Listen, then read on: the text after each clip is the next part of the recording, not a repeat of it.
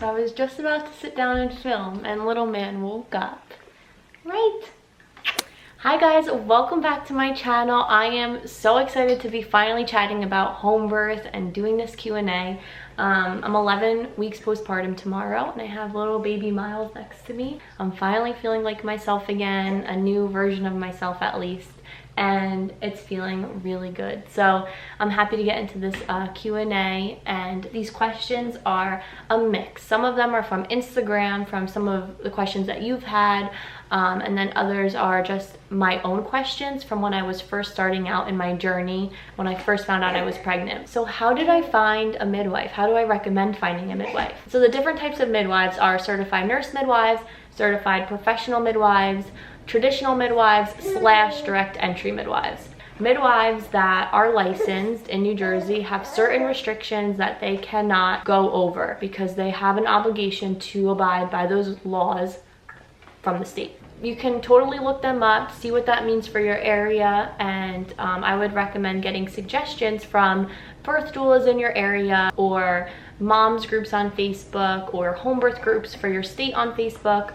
Facebook is a really good resource because you can reach a lot of different communities, a lot of different people, and see who they recommend. And from there, I recommend doing interviews. So really getting clear on some of the things that are important to you for your birth and getting a list of questions that you can ask when you talk to these midwives. How much does it cost? And this was something that I wondered about too when I just found out I was pregnant. In New Jersey, at least, the lowest price I've come across is $3,000, and the highest is closer to like $6,000 to $8,000. But the good thing is that some insurances do reimburse for midwifery care. So this was partially why I am such a home birth advocate, is the prenatal care.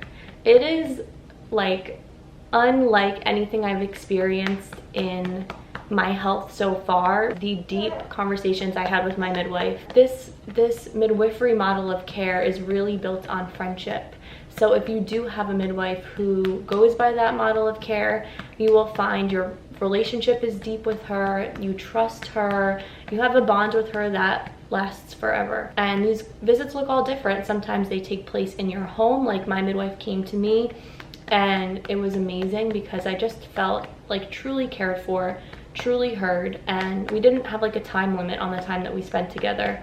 Other midwives prefer you to come to their office, which is still really homey, and you can still really get to know your midwife and create that relationship because the visits are still longer than those 5 to 10 minutes that you get in a doctor's office. And the other half of this question was, can you still get routine testing done?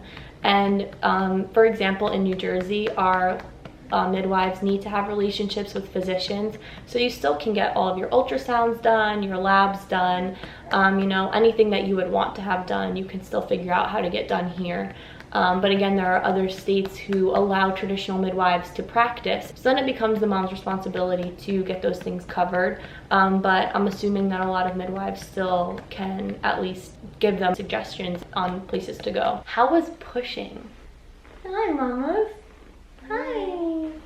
You ever call your boys mamas? Because I do that. Pushing was amazing. I felt like such a natural next step in labor. With Lila, I had an epidural and I didn't feel anything. I felt a lot of intensity towards that transition and towards Miles' head kind of like moving down the birth canal. But pain, no. It was like out of body intensity and a lot of energy. I kid you not, the moment I sat on the toilet, which if you watch my video, you'll know the part, my body just literally started physiologically pushing him down. But I wasn't feeling like pain during that time. It was just like force, like he was just moving down and I had no choice but to just move with it. It was literally just tightness around my belly and pressure, like literally like I was pooping. Like my whole belly was just like pushing him down, and I was like that was the entire pushing phase, and it lasted about 10 minutes. It was literally the easiest part. And did I feel the ring of fire? I feel like his head crowned and like kept kind of crowning. Like if I were to see it, I could imagine it like moving down and then like coming back up, moving down, coming back up. So it was very gradual for me, and I didn't feel like it was one big sensation of burning. It was kind of like little like sensations of a little bit of discomfort, but it didn't feel like this monumental moment of the ring of fire. It was like a really slow process because I wasn't like forcing anything that wasn't already happening, if that makes sense. How did I prepare for labor? My preparation started like years ago. So I became a doula 3 years ago, and ever since then I have been reading, I have been studying, I've been filling myself up with physiologic birth and positive birth stories. My foundation was pretty much laid out for me when I got pregnant this time around, which was totally different than Lila. I literally went in blindly with Lila, and I would say that the mental work is one of the biggest aspects of preparing for labor, because birth is a medical event in our culture. It's not something that like naturally happens. We're not fed powerful stories from our ancestors. We're not shown, you know, the way that birth can look on a regular basis. We're shown the medical version. So there's a lot of work and relearning that needs to be done, in my opinion. So for me, like, that has been the biggest help in how I've prepared. It's a very interesting walk when deciding to home birth and preparing for it, because I feel it just made my mind kind of do a switch, and I started to really question what I was being told and what I was choosing for myself. So that involved reading a lot of amazing books and taking in positive birth stories. And I really liked doing that through Ina May Gaskin's books, Spiritual Midwifery and Ina May's Guide to Childbirth. Those were revolutionary for my preparation, and that, you know, I read those years ago, but I brought them back out and started reading again when I found out I was pregnant, and it just helped me build my confidence and get really excited about labor. Who gets excited about labor? I did. So another thing I did was I visualized my birth. I visualized where Miles was going to be born. I visualized how he was going to come out. I visualized the feelings I would feel and the sensations I might feel. And I did this through like intimacy and also through like meditation, and then pure thinking. Like, I literally would just think about how it would feel. I would take like 5 minutes out of my day, especially towards like the end of my pregnancy, and bring in so many good feelings about how my birth would go. And believe it or not, he was birthed in the exact place that I visualized him coming earthside my entire pregnancy. The other way I prepared was through my nutrition. I ate really, really well, and I still try to, but I'm not eating as well as I was in pregnancy. I followed the Brewer diet, and I really believe that this helped me have an efficient labor and efficient immediate postpartum. I did do a lot of breath work, but not really in the sense where I was like doing certain breathing techniques. I was just like intentionally breathing. So if I felt like I was holding on to my breath for a long time,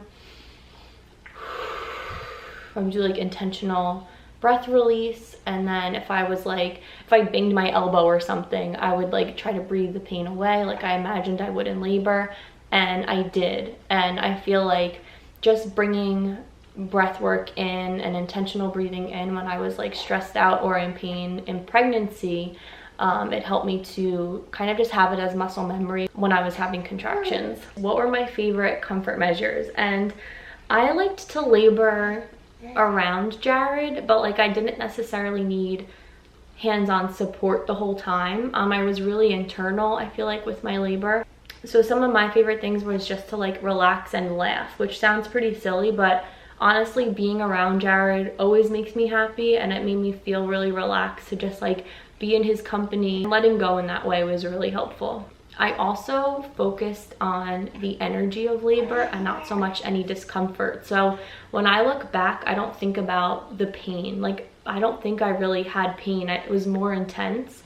So the way that I thought of my contractions was as energy, and I would focus on moving that energy out in different ways. So I'll probably do a whole different video on comfort measures and what I did, but I'm just going to give you guys like the basics right now. A couple of my other favorites were using combs for acupressure in my hands and vocalizing. I looked like I was like connecting with my soul.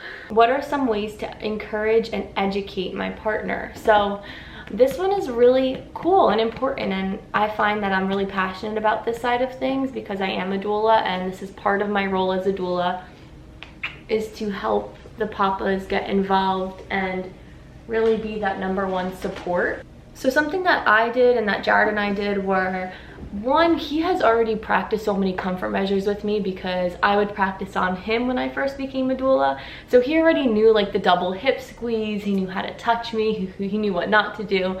So he already had this kind of like backdrop of knowledge.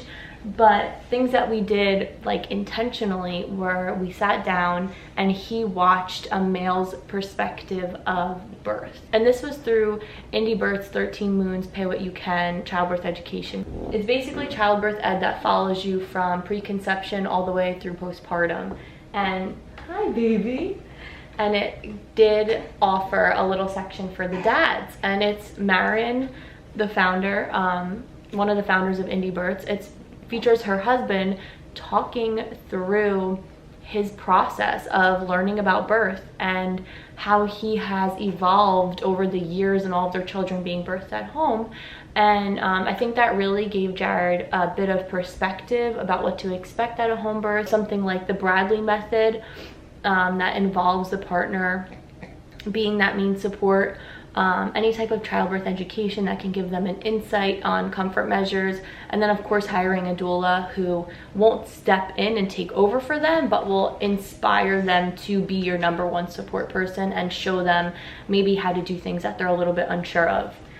So those are just a few ways. I'm really gonna drive home that 13 Moons course because it was a game changer. Like, Jared had no nerves after it, and I feel like it just helped him kind of level with the fact that birth is very intuitive, and if he could just like tap into his intuition, he would find all of his answers. How are emergencies handled? So again, this is a question that varies depending on the midwife, but this is a great question to ask the midwives that you interview.